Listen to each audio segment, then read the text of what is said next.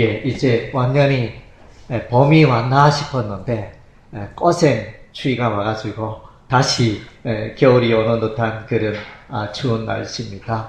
그러나 이제 여전히 봄이 있고 봄은 우리 곁에 있고, 그래서 여러분 봄 같은 그런 마음을 가지고 희망을 가지고 그렇게 살았으면 좋겠습니다. 봄은 꽃의 계절이죠. 봄은 여기 보면 벌써 개나리가 피고 목련이 피고 또 매화가 피고 각양 이제 꽃들이 피기 시작하는데, 그래서 이제 2019년 이 한 해 소망을 가지고 그렇게 날마다 기쁨 가운데 사시기 바랍니다. 오늘은 이제 성령에 대하여 말씀을 전합니다. 그래서 성령 이러면 이제 성령 하나님이죠. 하나님은 한 분이신데 삼위가 계십니다. 성부 하나님, 성자 하나님, 성령 하나님. 그래서 하나님은 한 분인데 삼위가 계신다. 그래서 때로는 이제 사람들이 오늘날도 그렇지만은 성령에 관한 이 신학이 좀 약합니다.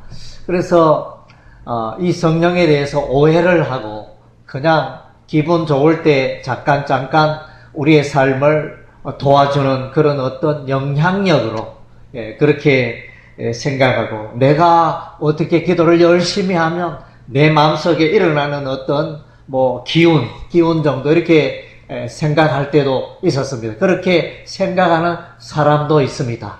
그러나 이제 성령님은 그런 분이 아닙니다. 성령님은 하나님이시고, 그래서 하나님 그분이 우리의 삶 가운데 눈에 보이지 않지만 우리와 함께 하시며 우리의 삶을 인도하시는 것입니다. 그래서 사도행전 말씀을 보면 하나님께서 이렇게 교회를 세워가는 그런 내용들이 나옵니다. 그래서 예수님의 제자들이 예수 그리스도의 십자가와 부활의 복음을 전하여 이제 예루살렘과 유대와 사마리아까지 이렇게 복음이 전파되어지는 이제 그런 장면이 나오고 또 교회가 세워집니다. 그래서 이제 그런 이 제자들의 배후에 성령님이 계십니다. 제자들의 이 삶이 성령님의 도움이 없이는 아무것도 할 수 없었습니다. 성령님이 붙들어주시고 도와주시고 인도하시니 초대교회에 놀라운 부흥과 또 성장이 있어졌던 것입니다. 그래서 이제 혹자는 사도행전을 일컬어 성령행전이다. 성령 하나님이 어떻게 교회를 붙들어가고 인도하고 또 성장케 하고 그렇게 하셨나, 그것이 이제 사도행전에 나와 있다, 이렇게 말씀합니다. 이제 성령에 대해서 그 명칭을 우리가 살펴보면, 성령은 히브리어로 루아흐입니다. 루아흐. 그래서 이제 이 루아흐는 성령으로 번역되기도 하고 바람으로 번역되기도 합니다. 그래서 요한복음 3장에 보면 이제 성령이 사람들에게 일하고 성령이 이렇게 다스리는데 보니까 눈에 보이지 않고 바람과 같은 성령이라 그렇게 비유를 하고 있습니다. 또 사도행전 2장에 보면 오순절날 마가의 다락방에 성령님이 오십니다. 그래서 이제 바람 같은 성령, 또 불 같은 성령, 이렇게 그런 이제 표현들을 사용하고 있습니다. 그리고 이제 신약에 오면 신약에는 이 성령이 푸뉴마로 이렇게 번역이 되어져 있습니다. 헬라어 원어가 푸뉴마라는 단어를 사용하여 성령을 나타내고 있습니다. 그리고 이제 요한복음 14장 16장에 보면 성령님을 일컬어 보혜사라 이렇게 말합니다. 헬라어는 파라클레토스인데 위로자, 돕는 자, 그런 의미가 있습니다. 또 상담해주는, 도와주는 분이 보혜사 성령입니다. 그래서 예수님이 제자들에게 말씀하십니다. 내가 이제 떠나가지만은 보혜사 성령님이 오셔서 너희를 붙들어주고 너희와 영원토록 함께하리라. 그렇게 약속하셨습니다. 그래서 이제 때가 되매 오순절날 마가의 다락방에 성령님이 오셨습니다. 네. 그래서 이제 이 성령님을 일컬어 이제 명칭이 성경에 다양하게 표현이 되고 있습니다. 하나님의 영이다. 하나님의 영이 성령입니다. 성령은 이제 거룩한 영이죠. 하나님의 영이고, 또 사도행전 16장에 보면 예수의 영이라. 그러니까 성령님이 하나님의 영은 성령이 하나님의 그 일을 하고, 또 예수의 영, 예수님의 영이라는 것은 이 성령이 하는 일이 예수님을 드러냅니다. 그래서 예수님을 드러내고, 이사야서 11장 2절에는 지혜와 총명의 영, 그러니까 성령이 임하면 사람이 총명해지고 지혜가 생기고 그렇게 되는 것입니다. 그리고 모략과 재능의 영, 그래서 이제 여러 가지 재능이 주의 일을 감당하게 재능을 주시고 또 모략을 주신다. 또 성령은 여호와를 경외하는 영이라. 그러니까 성령이 임하면 하나님의 이름을 부르고 예수 이름을 부르고 또 교회를 생각하고 그래서 하나님 나라를 생각하고 이것이 이제 성령이 임할 때 이런 일이 일어난다는 것입니다. 그리고 이제 신약 성경에는 이 성령을 내주하시는 영이라, 내주하시는 성령이라 이렇게 말합니다. 그러니까 성령님은 저와 여러분의 마음속에 들어와 계신다는 것입니다. 마음속에, 사람들의 마음속에 들어와 계시는 성령님. 예수님은 이 땅에 30여 년 이렇게 계셨지만은, 그러나 그분은 이제 예루살렘 유대 땅에, 가나안 땅에 있었지만은 예수님이 한국에 오시지 않았습니다. 예수님이 일본에 오지 않았습니다. 예수님이 미국에 오지 않았습니다. 그 특정한 땅에만 계셨지만, 그러나 성령님은 다릅니다. 성령님은 예루살렘에도 계시고, 또 한국에도 계시고, 미국에도 계시고, 호주에도 계시고, 어디에나 이 우주 만물에 충만하신 분이 성령 하나님이신 것입니다. 그래서 여러분이 어디에 있든지, 집에 있든지, 시장에 있든지, 길거리에 있든지, 슈퍼마켓에 있든지, 또 상가에 있든지, 무엇을 하든지, 어디에 있든지 성령 하나님이 여러분과 함께 하시는 것입니다. 그래서 이렇게 성령 하나님은 참으로 놀랍고 은혜로운 분이십니다. 그래서 이제 사람들은 생각하기를 성령은 오순절날 마가의 다락방에 성령이 임재했기 때문에 구약시대에는 성령이 없었을 거야, 이렇게 생각하는 분들도 있습니다. 그러나 이제 성령님은 구약에는 이제, 신약에는 주로 성령 이렇게 그런 단어를 썼지만 구약에는 여호와의 신, 여호와의 영, 그런 표현으로 이제 성령님이 나타납니다. 그래서 이제 모세에게 이 성령이 임하셨습니다. 모세에게 성령이 임하셔서 모세가 출애굽의 귀한 역사를 감당하게 됩니다.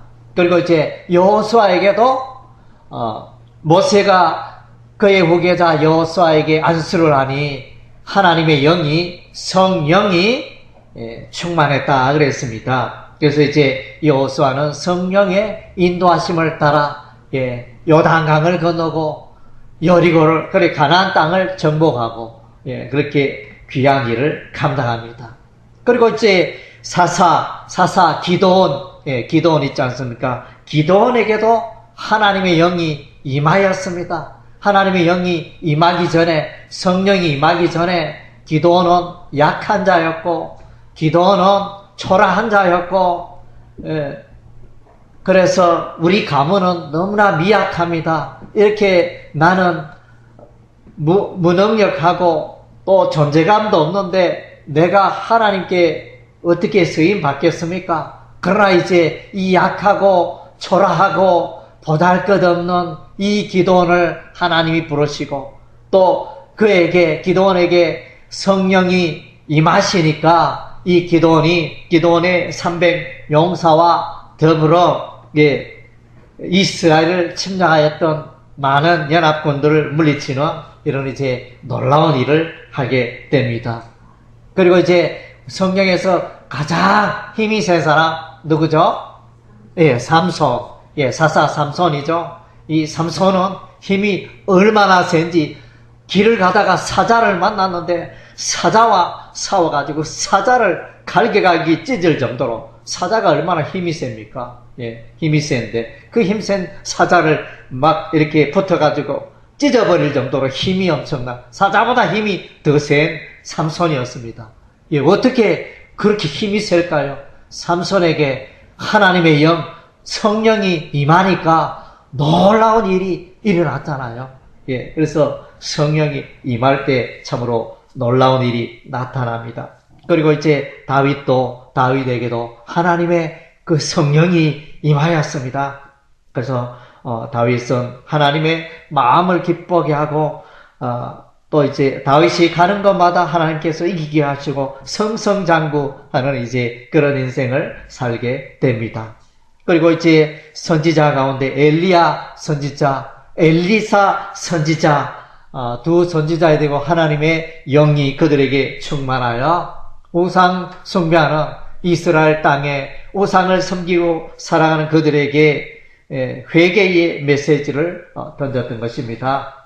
그리고 이제 에스겔 선지자도 성령이 임함으로 하나님의 환상을 보고 이스라엘의 죄악된 모습을 보고 또 새 성전을 바라보면서 놀라운 일을 경험하게 되는 것입니다. 그리고 이제 부살렐이라는 사람, 출애굽기 31장에 부살렐이라는 사람이 있는데 이 사람에게 하나님의 영이 임하니 이 사람이 금은 동으로 성막의 각종 기구들을 다 정교하게 만들게 되어집니다. 하나님의 영이 도왔다 말씀해주고 있습니다.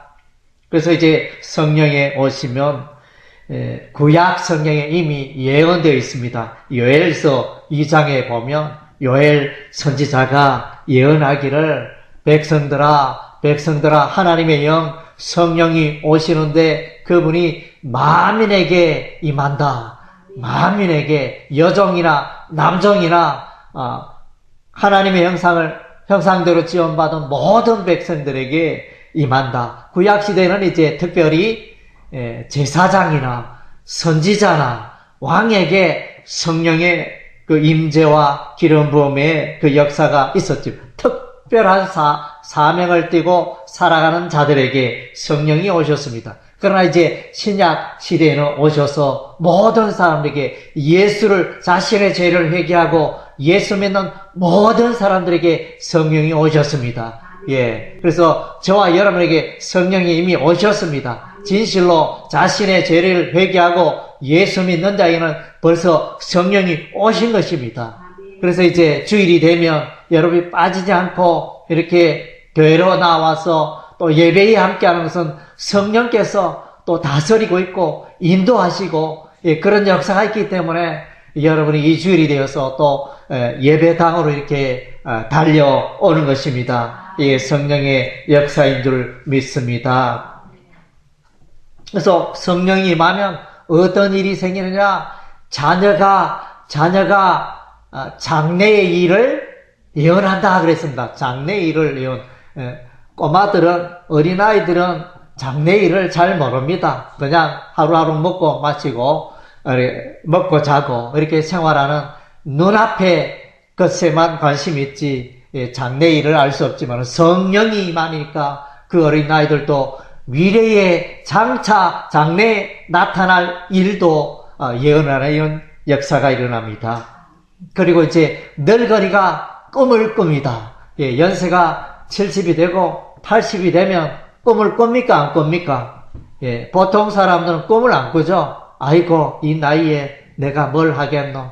예, 젊을 때는 열심히 공부를 하고, 젊을 때는 열심히 투자해가지고 사업도 벌이고 이러는데, 70대 가지고, 80대 가지고, 내가 신발 가게 한번 해봐야겠다. 내가 의류 가게 한번 해봐야 되겠다. 내가 식당을 한번 열어봐야 되겠다. 이렇게 나서는 사람 없잖아요. 예, 그래서, 예, 연세가 많으면 이제 기력도 떨어지고, 또 청명도 떨어지고, 예, 암기력도 떨어지고, 이래서 뭐 할 수 있는 것이 마땅히 잘 없습니다. 그래서 이제 꿈을, 연세 많으신 분이 늙으니까 노인이 꿈을 꾸는 것이 쉬운 일이 아닌 것입니다. 그러나 이제 성령이 임하면 청년처럼 꿈을 꾸고, 예, 이 나이에 내가 뭘 할 수 있느냐 이게 아니고, 아직도 내가 하나님의 교회를 위해서, 하나님의 나라를 위해서, 하나님의 영광을 위해서 아직도 내가 할 수 있다. 무엇이든지 할 수 있다. 내가 할 수 있는 일이 너무나 많다. 꿈을 가지고 예, 그렇게 살게 되는 것입니다. 그래서 이제 여기에 함께 있는 분들은 너무 행복하고 복된 자들인 것입니다. 예, 요양원에 가보세요. 치매 환자들이 70%, 80%, 또 병상에 걷지 못하고 병상에 누워있고, 또 음식물을 먹지 못하여 이 콧줄로 영양이 공급되고, 참 그렇게 살아가는 분들이, 그런 사람들을 생각하면 여러분 걸을 수 있고 먹을 수 있고 얼마나 감사합니까? 예, 그래서 이제 여러분 또 꿈을 가지고 그렇게 사시기 바랍니다. 그래서 성령님은 이제 어떤 일을 하느냐? 성령님은 이제 영혼을 살립니다. 죽은 영혼을, 불신자에게 우리가 전도를 합니다. 대문을 두드리며 예수 믿으세요. 예수 믿으세요. 우리가 전도하지만은, 문 두드린 자마다 다 예수 믿었으면 좋겠는데, 요즘 안 그렇잖아요. 아파트 1000세대 돌아도, 아이고, 정말 반갑습니다. 제가 기다렸습니다. 제가 교회 나가려고 그렇게 마음먹고 있었는데 참 잘 오셨네요. 이런 사람 만났으면 좋겠는데 그런 사람 한 사람 만나기가 쉽지 않습니다. 근데 그 영혼이 교회로 오고 그 영혼이 예수를 믿는 것은 성령 하나님이 오셔서 그 영혼의 눈을 뜨게 하고 죽은 영혼을 살리고, 그래서 요한복음 3장에 거듭나게 한다. 물과 성령으로 거듭나지 않으면 하나님 나라에 들어갈 수 없다. 예, 성령이 죽은 영혼을 살리는 것입니다. 사람이 할 수 없습니다. 사람의 지혜와 지식, 온갖 좋은 말을 다 동원해도 그 영혼을 우리가 살릴 수 없습니다. 우리는 단지 이제 그것을 성령님이 사용하는 도구, 통로로 서임받을 뿐이고, 진실로 그 영혼을 거듭나게 하고 살리는 분은 성령님이신 것입니다. 그리고 이제 성령님에 대하여 요한복음 14장 16절은 진리의 성령이라. 이게 무슨 말입니까? 예, 성령께서 내게 오시면, 성령께서 내가 성경을 읽을 때, 구약 성경을 읽을 때, 신약 성경을 읽을 때 깨닫게 해주고, 이런 말씀이구나, 이런 뜻이구나, 내가 이 말씀에 붙여보니까 내가 참 죄인이구나, 내가 참 인생 많이 잘못 살았구나, 헛된 삶 사고 곁길로 인생을 살았구나. 그것을 이제 성령께서 깨닫게 해 주시는 것입니다. 그래서 이제 우리가 생각하기에 하나님 만나고 신령한 사람이 되기 위해서는 이렇게 40일 금식 기도를 하고, 또 100일 작정 기도를 하고, 1000일 작정 기도를 하고, 그렇게 해야 내가 신령해지는 걸로 이렇게 그런 쪽으로 이제 많이 생각하는데, 그보다 물론 그렇게 해서 이제 신령해지기도 하지만은 그보다 더 좋은 방법은 여러분이 성경을 읽는 것입니다. 성경의 말씀에, 성경을 읽고 성경의 말씀을 묵상하면 성경이 하나님의 말씀이고 최고의 계시인 것입니다. 그래서 이제 기도 많이 하는 분들은 뭐 앞 일을 또 장차 일어날 일을 예언하기도 하고 또 처음 보는 사람의 그 인생에 대해서 또 그 상태를 알고 진단하기도 하고 뭐 그렇게 하는 또 능력을 받기도 하지만은 그러나 이제 계시 중에 하나님의 계시 중에 최고의 계시는 친구야 성경의 말씀입니다. 예, 그래서 친구야 성경의 말씀은 하늘의 은혜와 하늘의 신령한 것들을 다 이렇게 담고 있기 때문에 성경을 읽는 순간 여러분이 천국에 들어가는 것처럼 여러분이 하나님을 만난 것처럼 이렇게 은혜와 복을 누리고 천국을 체험하고 성령님과 동행하게 되고 이런 놀라운 일이 일어나게 된다는 것입니다. 예, 그래서 제가 여러분에게 성경을 읽었어요. 늘 주구장창 성경 이야기하는 이유가 이 성경을 읽으면 영안이 열리고 성경이 열리면 꿈이 생기고 성경이 열리면 소망이 생기고 예, 그런 일들이 일어나기 때문입니다. 내 마음속에 모든 염려, 걱정, 근심들이 사라지게 되는 것입니다. 그래서 성령 하나님은 진리로 인도하시고 진리의 말씀을 깨닫게 하시는 분이 성령님입니다. 그래서 성경을 읽을 때는 늘 성령님을 의지하고 그렇게 성경을 읽어야 하는 것입니다. 그리고 이제 성령님이 하시는 역할은 예수를 드러냅니다. 그래서 예수의 영이라 이렇게 표현하는 이유가 바로 거기에 있습니다. 그래서 이제 예수의 십자가, 예수께서 십자가에 왜 죽으셨느냐?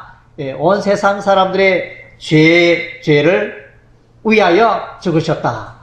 좀 더 그것을 정확하게 표현하면 하나님께서 택한 백성들을 구원하시기 위해서 예수께서 십자가에 피 흘려 죽으셨다는 것입니다.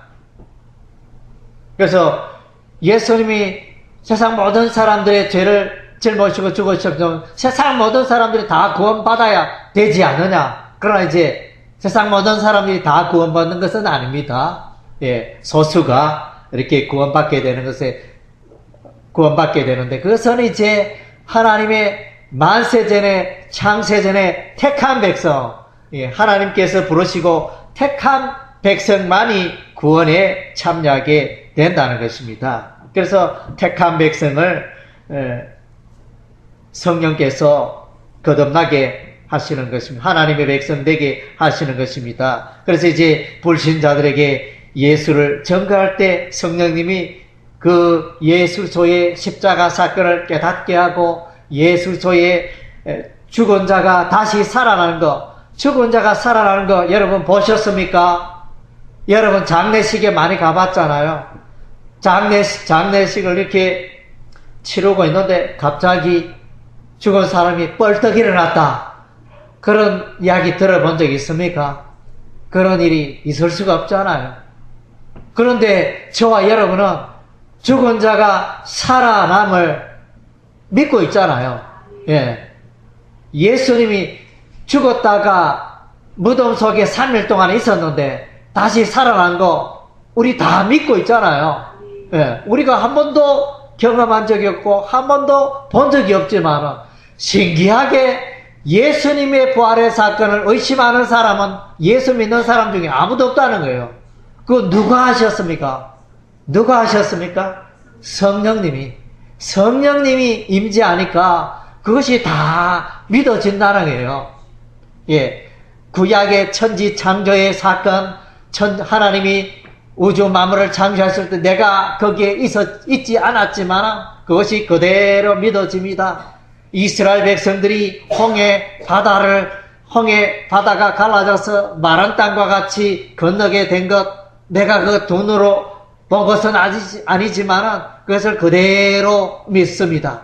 또 이스라엘 백성들이 요단강을 건널 때 요단 강물이 멈춰서 이스라엘 백성들이 요단강을 마른 땅과 같이 건너게 된 것도 우리가 의심치 않고 믿습니다. 또 여리고성을 이렇게 매일 한 바퀴씩 돌고 7일째 7바퀴 돌고 이스라엘 백성들이 고함을 지르니 여리고성이 우르르 무너져 내렸습니다. 이것이 과학적으로 또 우리의 이성적으로 가능한 일입니까? 아이고, 거짓말 마라. 어떻게 그런 일이 있을 수가 있노? 뭔가 성벽에 무너뜨리고 힘을 가해야 그 성벽이 무너져 내리지.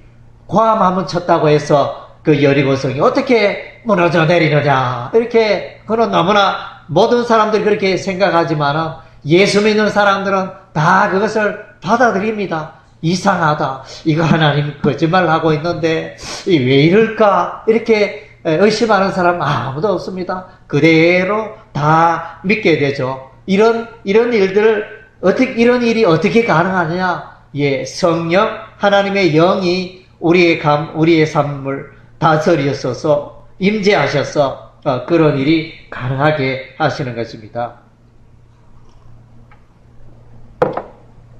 그리고 이제 성령 하나님께서는 은사를 주십니다. 로마서 12장에 보면 섬김에 어떤 사람은 섬김의 은사가 있습니다. 어떤 사람은 성경을 잘 가르치고 인생을 잘 지도하는 가르침의 은사가 있습니다. 또 어떤 사람은 헐벗고 굶주린 자를 위로하고 동일시하는 이런 또 사람이 있고, 어떤 사람은 자신에게 주어진 이 물질을 아낌없이 잘 베푸는 자들이 있습니다. 나누고 베푸는 구제의 은사를 가진 자가 있습니다. 또 어떤 자들은 사람을 잘 이끌고 다스리고 통치하는 그런 은사가 있습니다. 또 어떤 사람은 사랑과 긍휼이 많아서, 그래서 어떤 사람들은 찬바람이 생생 불지만은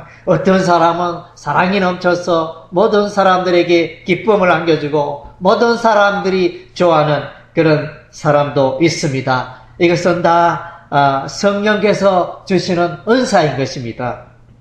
그래서 여러분도 한번 생각해 보세요. 성령님이 나에게 주신 은사가 무엇일까? 그래서 섬김과 가르침과 위로와 구제와 다스림과 긍휼의 은사가 있습니다. 그리고 이제 이것을 조금 더 다르게 표현하는 것은 고린도전서 12장을 은사장이라, 성령의 은사장이라 이렇게 말합니다. 거기에 보면 지혜의 말씀, 그래서 하나님의 그 말씀을 통해서 지혜를 얻게 하고, 또 지식의 말씀, 또 하나님의 그 말씀에 대한 지식을 또 드러내는 그런 은사. 그리고 믿음도 은사인 것입니다. 사람마다 믿음의 정도가 다릅니다. 그래서 믿음이 굳세고 또 큰 믿음을, 산을 옮길 만한 큰 믿음을 가진 자도 있습니다. 이것이 믿음도 은사라고 그랬습니다. 그리고 이제 성령님이 능력을 주십니다. 삼손이 사자를 찢어버리는 그런 이제 능력, 무슨 일을 할 수 있는 능력을 성령님이 주십니다. 그리고 이제 성령님은 예언을 하게 합니다. 그래서 이제 하나님의 말씀을 잘 가르치고 또 장차 될 일을 또 이렇게 미리 말하는 이런 능력을 성령께서 주십니다. 그리고 이제 성령께서는 영분별, 악한 영이냐 하나님의 영이냐 이 영을 분별하는, 그래서 보통 사람들은 영분별이 잘 되지 않습니다. 그래서 이제 사단 마귀는 이 어린 양, 예수 믿는 사람들이 어린 양인데 1위는 악한 자죠. 악한 마귀 사단이 그 양의 가죽을 덮어쓰고 겉으로 봐서는 양과 똑같죠. 속에는 1위인데, 그런데 보통 사람들은 잘 분별이 안 됩니다. 분간이 안 되어서 누가 진실로 이렇게 이단이고 마귀고 이런 분별이 안 되는데, 영적으로 성령의 은사를 받으면 아하, 저 사람은 또 표정도 좋고 말도 잘하고 훌륭한 그리스도인처럼 보이지만 보니까 아하, 저거 가짜네. 그러니까 마귀가 또 혹은 이단이 들어와서 이렇게 교회를 어지럽게 하구나, 이런 이제 영분별의 은사를 가진 자도 있습니다. 그리고 이제 방언의 은사가 있습니다. 그리고 이제 병 고치는 은사. 예, 이런 것들이 성령께서 다 주십니다.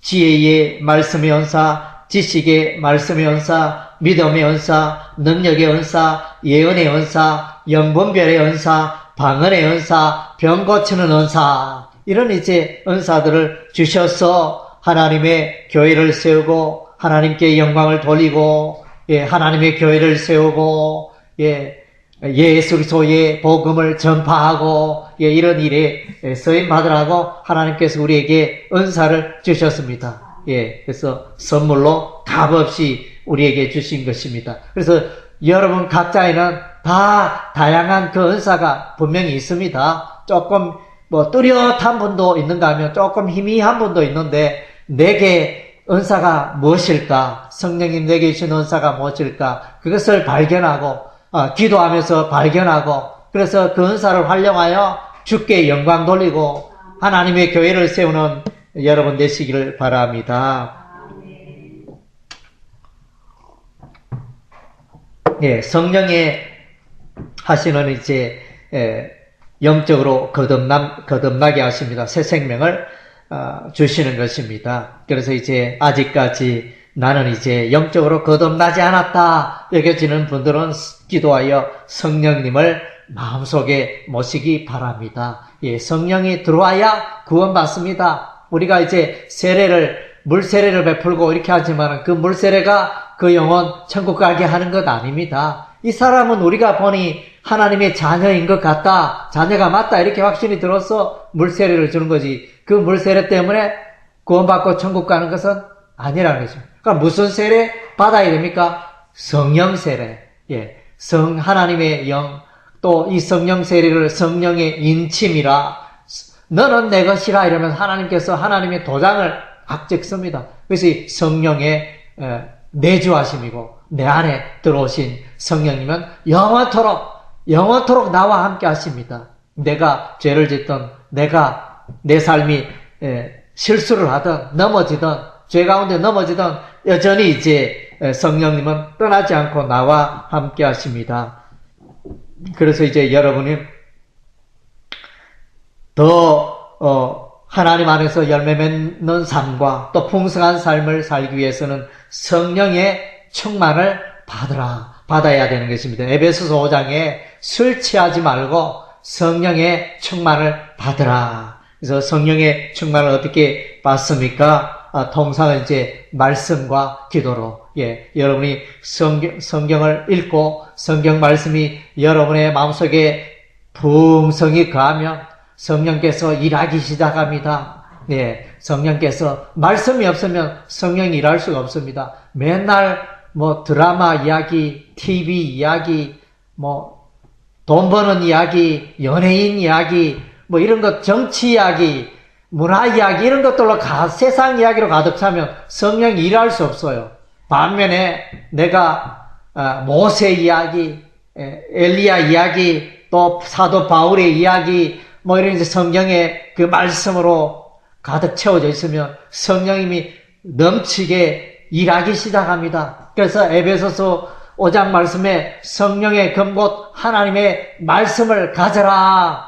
예, 성령이 일을 하시는데 무엇을 가지고 일하느냐? 하나님의 말씀을 가지고 일하기 때문에, 그래서 이제 여러분 하나님의 말씀을 늘 가까이 하는 것입니다. 그리고 이제 성령의 충만을 받기 위해서는 여러분 기도에 늘 힘써야 합니다. 예, 기도할 때 또 성령께서 일하십니다. 기도할 때 성령께서 또 여러 가지 뜻을 보여주시고 진리의 뜻 가운데 살아가게 하시는 것입니다. 그래서 육신의 성령 충만할 때 육신의 정욕을 이길 수 있고 자신의 야망을 이길 수 있고 오직 하나님께 영광 돌리며 하나님 중심의 삶을 살게 되는 것입니다. 그리고 이제 여러분 안에 계시는 그 성령님의 음성에 귀를 기울이시기 바랍니다. 예, 성령님이 말하시면 거기에 순종하세요. 예, 성령님의 인도하심에 순종할 때 여러분에게 복이 많은 것입니다. 은혜와 평강이 임하는 것입니다. 예, 바울은 사도행전 16장에 바울의 생각은 아시아 지역에 전도하기를 원하는데 성령 하나님이 바울에게 말씀하시길 바울아, 유럽 지역, 아시아 지역 말고 유럽 지역 그리스에 가서 마게도냐에 가서 복음을 전하라. 이러면서 성령께서 바울에게 환상을 보여주셨습니다. 그래서 바울의 생각은 아시아에 아직 복음을 전해야 할 지역이 많고 아시아 교회에 또 할 일이 많지만 그럼에도 불구하고 자신의 생각을 다 제껴두고 성령의 음성, 성령의 인도하심을 따라 유럽 지역에 가게 됩니다. 빌립보 교회를 세우고 유럽에 가서 빌립보 교회를 세우고 데살로니가 교회를 세우고 베레아 교회를 세우고 또 고린도 교회를 세우고 그런 일들 하게 됩니다. 그래서 이제 성령님의 인도하심 따라 살아가는 것이 너무나 필요합니다. 성령님은 영원토록 여러분과 함께 하시는 것입니다. 여러분 안에 계시는 성령님이 일하실 때 여러분 순종하시고 그 음성에 순종하시고 성령의 인도하심 따라 살아가서 여러분이 날마다 승리하고 하나님의 열매가 풍성하며 하나님께 큰 영광 돌리는 여러분의 삶이 되시기를 주의 이름으로